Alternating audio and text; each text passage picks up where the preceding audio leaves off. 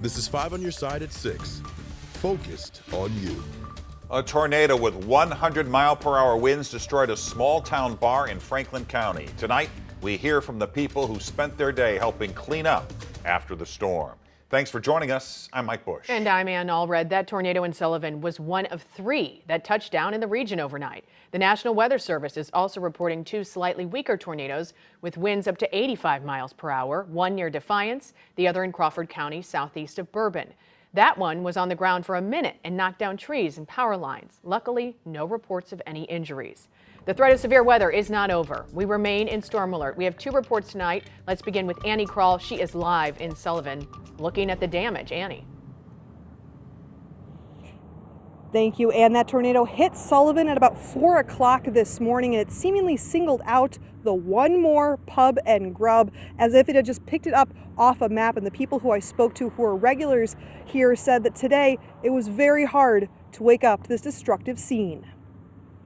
One More Pub and Grub bar in Sullivan, now a skeleton of wood, nails, and insulation, making it hard to understand for regulars what happened to this neighborhood favorite early Tuesday morning.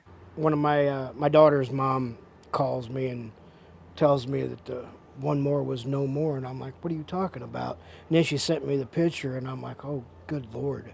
Seeing it in person was even more difficult. John Patterson said his mom came here all the time. It was hard to keep his eyes dry talking about how he wanted to help clean up in memory of Norma Studdard after losing her to cancer less than a year ago. Why is your mom part of the reason why you wanted to come out here and help? I felt like I was being close. Didn't get to say goodbye. Yeah. Didn't get to say goodbye. Saying goodbye like how bar owner Jane Epperson has had to for now, after getting the phone call about her ripped through business shortly after 4 a.m. And my neighbor, who's an EMT, he called me and he said, Jane, it's either the building or the house. But he had just heard that it was destroyed. Jane has owned the bar for a decade and rents out the house next door to Ron Bridgman. She immediately called Ron asking if he was all right as the tornado went by overhead. You don't really have time to be afraid.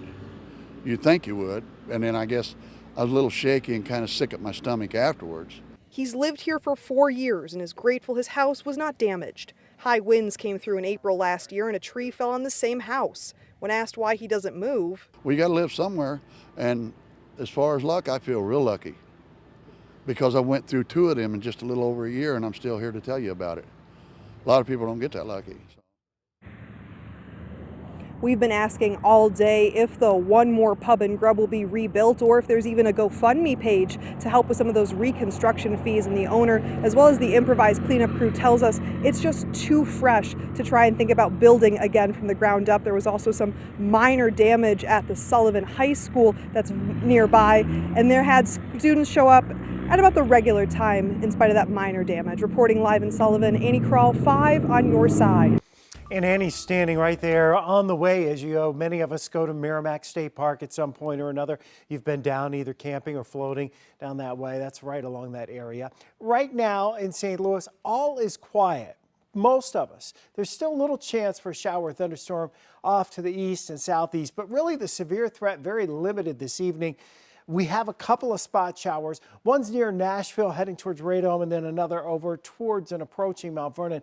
The tornado watch is over for eastern portions of Illinois, Effingham, Florida, eastbound. And even there, it looks like most of the action has pushed farther off to the east. So that threat diminishing for the evening hours. And overnight, it's relatively quiet. So maybe an isolated evening storm east of St. Louis for the next hour or two, but it just doesn't look that bad. Here's the problem, though. We have 2 rounds of storms for Wednesday, and they will be more intense and more widespread, and that combination could lead to additional problems across the area. We'll stay in storm alert until we get this pattern kicked to the curb. That won't happen until we get into later tomorrow night into Thursday. Ann? Thanks, Scott. You can also get our Weather First forecast sent to your phone anytime. Just text the word weather to 314-425-5355. We will send you a link. A day after the Missouri State Auditor held a news conference looking for former Circuit Attorney Kim Gardner, the NAACP has come forward with concerns of its own. Tonight, the St. Louis chapter is urging for the immediate release of an audit into the Circuit Attorney's office. Our Justina Cornell joins us live from downtown with more on their response. Justina. I sat down with the president with the St. Louis chapter, and he said he has concerns of yesterday's news conference. And he said if more delays happen, it could build distrust. Have you seen Kim Gardner? Do you know where she is? Calling on Kim Gardner. Missouri Auditor Scott Fitzpatrick says in order to complete an audit of her office, he needs to find the former St. Louis Circuit Attorney. He held a news conference Monday. I know you will see this. Do the right thing. Since resigning almost a year ago, the state auditor said her input is needed to explain some concerns.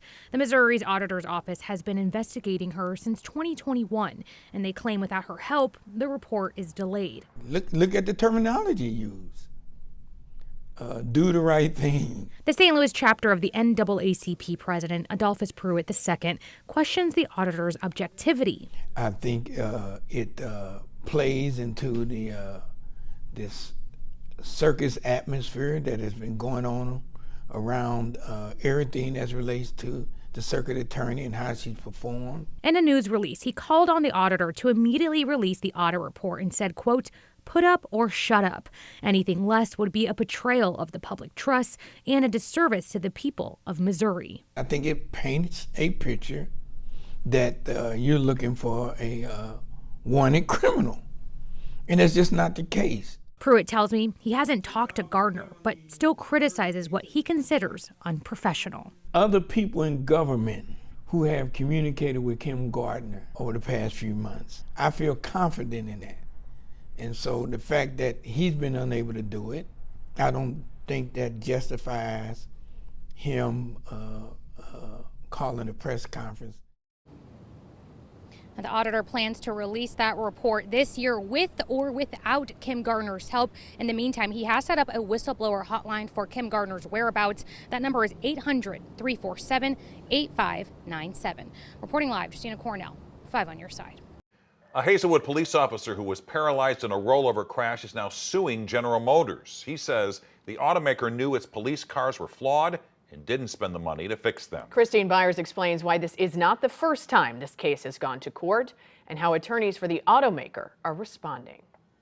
Hazelwood officer Craig Tudor was responding to a call in 2016 when a driver crossed the center line and smashed into the police Impala he was driving. Tudor barely survived and was left paralyzed. He has since sued General Motors.